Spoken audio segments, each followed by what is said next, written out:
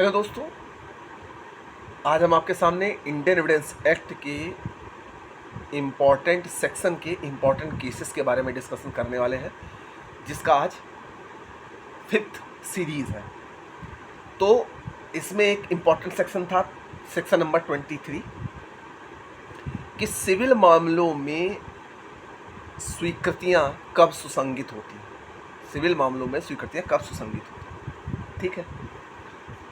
तो इसमें एक बहुत फेमस केस था, पाकनारायण स्वामी बनाम इम्परर 1939। तो इस मामले में स्वीकृति को परिभाषित किया गया।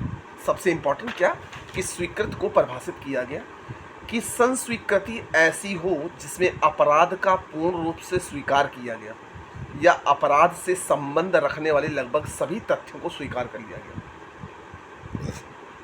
संस्वीकृति ऐसी हो जिसमें अपराध को पूर्ण रूप से स्वीकार कर लिया गया हो या उस अपराध से संबंध रखने वाले सभी तथ्यों को स्वीकार कर लिया गया। पाकनारायण स्वामी बनाम इम्परर के बाद में स्वीकृति की परिभाषा दी गई, ठीक है। संस्वीकृति की अपेक्षाएं क्या है? यह मजिस्ट्रेट के समक्ष की जानी चाहिए, अभियुक्त द्वारा की जानी चाहिए, अपराध को स्वीकार किया जाना चाहिए और स्वैच्छिक होनी चाहिए, मतलब अपनी इच्छा से होनी चाहिए। और संस्वीकृति कब अग्राह्य होती है? अग्राह्य मतलब जब कभी नहीं ली जाती संस्वीकृति, जब वह पुलिस अधिकारी से की जाए, जब वह उत्प्रेरणा धमकी वचन द्वारा प्रेरित हो, किसी धमकी से या किसी वचन से उत्प्रेरणा द्वारा प्रेरित हो, तो ऐसी स्वीकृतियाँ, ऐसी संस्वीकृतियाँ अग्राह्य होंगी, मतलब नहीं ली जाएंगी। और पुलिस अधिकारी से की जाए तो भी नहीं ली, क्योंकि पुलिस द्वारा लिया गया कन्फेशन कोर्ट में मान नहीं होता। इसको मैंने आपको सेक्शन 25, 26, 27, 28 के बारे में डिस्कशन किया। अब जो संस्वीकृति के जो टाइप होते हैं वो दो होते हैं, एक जुडिशियल होता है, एक एक्स्ट्रा जुडिशियल होता है, मतलब न्यायिक होता है और न्यायिकतर होता है, ठीक है। एक तो ये इंपॉर्टेंट केस हो गया।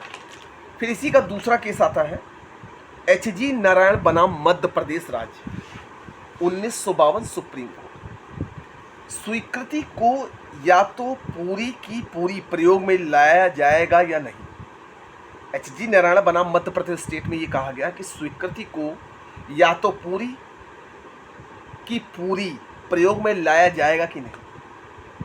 तो इसमें सबसे पहला पॉइंट है कि धारा 23 केवल दीवानी मामलों में लागू होता है। धारा 23 केवल दीवानी मामलों में लागू होता है, आपराधिक मामलों में नहीं। तो सिविल मामलों में स्वीकृतियां कब सुसंगत होती हैं?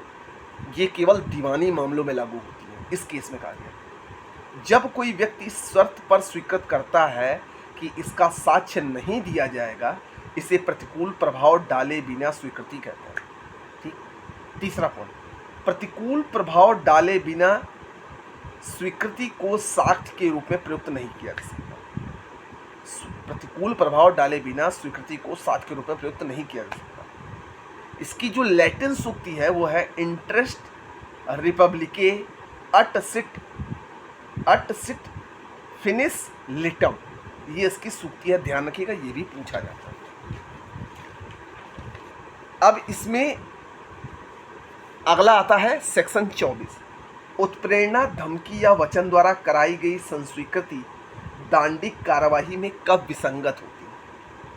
मतलब धमकी द्वारा या वचन द्वारा ली गई संस्वीकृतियां दांडिक मामलों में कब विसंगत होती है, मतलब कब नहीं ली जाती। तो इसमें एक फेमस केस है पलविंदर कौर बनाम पंजाब स्टेट। इसमें क्या था, इस मामले में पाकनारायण स्वामी मामले में दी गई संस्वीकृति की परिभाषा को उच्चतम न्यायालय ने लागू किया।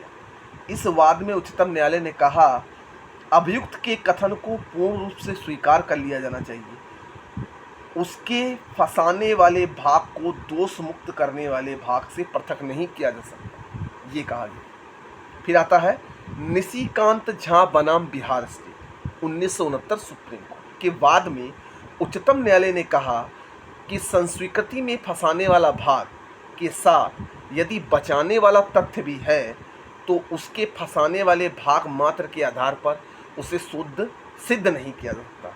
यदि अन्य साक्ष्य में उसकी संपुष्टि हो जाए।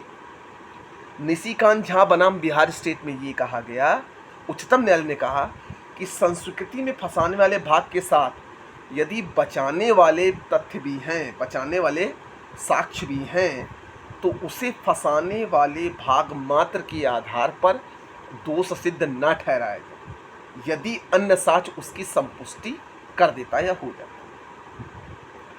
फिर इसका एक अगला है कि अगनू नागेशिया बनाम बिहार स्टेट 1966 सुप्रीम कोर्ट। जब प्राथमिकी में अभियुक्त ने ऐसी बात लिखवाई हो जिनमें से कुछ बचाती हैं कुछ फंसाने वाली हैं और दोनों को अलग अलग ना किया जा सके तो संपूर्ण कथन साक्ष्य से हटा देना चाहिए। ठीक है, ये था अगनू नागेशिया बनाम बिहार स्टेट। अब बात करते हैं धारा 25 की। तो धारा 25 का देखिए इंपॉर्टेंट केस क्या है। धारा 25 पहले कहती क्या है कि पुलिस के समक्ष ली गई संस्वीकृति को का साबित न किया जाना। मगर अगर पुलिस के सामने कोई कन्फेशन लिया गया तो उसको साबित ना किया जाना।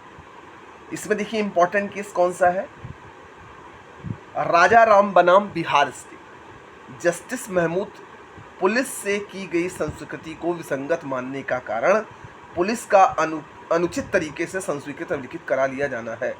राजा राम बनाम बिहार स्टेट में पुलिस ने किसी व्यक्ति से कन्फेशन को मारपीट से कराया था अपने सामने, तो उसको विसंगत माना गया, उसको नहीं लिया गया। फिर इसमें अगला केस आता है दीपक भाई जगदीश चंद्र पटेल बनाम गुजरात स्टेट 2019 सुप्रीम कोर्ट कि पुलिस कार्यालय में किए गए किसी भी संस्वीकृति को किसी भी अपराध के आरोपी व्यक्ति के विरुद्ध साबित नहीं किया जाएगा। इस तरह की संस्वीकृति धारा 21 के तहत स्वीकृति के रूप में ग्रहण की जा सकती हैं, लेकिन धारा 162 दंड प्रक्रिया के तहत स्वीकार के वर्जन के अधीन। ठीक है, तो पुलिस कार्यालय के किए गए किसी भी संस्वीकृति को किसी भी अपराध के आरोपी के विरुद्ध साबित नहीं किया जा सकता। ठीक है, पुलिस के द्वारा लिया गया कोई भी कन्फेशन उसको कोर्ट में साबित नहीं कर सकता।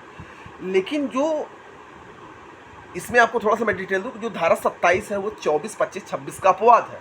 कहने का मतलब है कि पुलिस ने अगर कोई कन्फेशन लिया है और अपराधी ने ये चीज़ बताई है कि मैंने फला शस्त्र को या फला राइफल को इस जगह छुपा के रखा है और पुलिस खोजने जाती है और पुलिस को मिल जाता है, तब वो कन्फेशन कोर्ट में मान्य होगा। तो फिर वो कहेगा कि माननीय जज महोदय, मतलब इस व्यक्ति ने मुझे अपने कन्फेशन के दौरान ये बताया कि इस व्यक्ति ने इस बंदूक से मर्डर किया और वो इस जगह पर है, और जब मैं गया तो मैंने उस बंदूक को उस जगह पर पाया। तो सेक्शन 27 एक अपवाद है जिसको आप ध्यान रखिएगा, ये इसके इम्पॉर्टेंट केस है। ठीक, मैं उम्मीद करता हूँ कि ये वीडियो भी आपको पसंद आया होगा पिछले वीडियो की तरह। अगर पसंद आया तो इसको शेयर ज़रूर करिएगा। बाकी आपकी इच्छा है, जिसने वीडियो को पूरा देखा होगा मैं उसका बहुत ही धन्यवाद करता हूँ, शुक्रगुजार हूँ।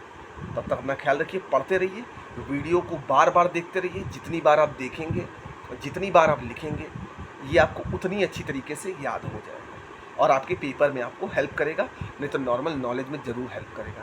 तब तक के लिए धन्यवाद।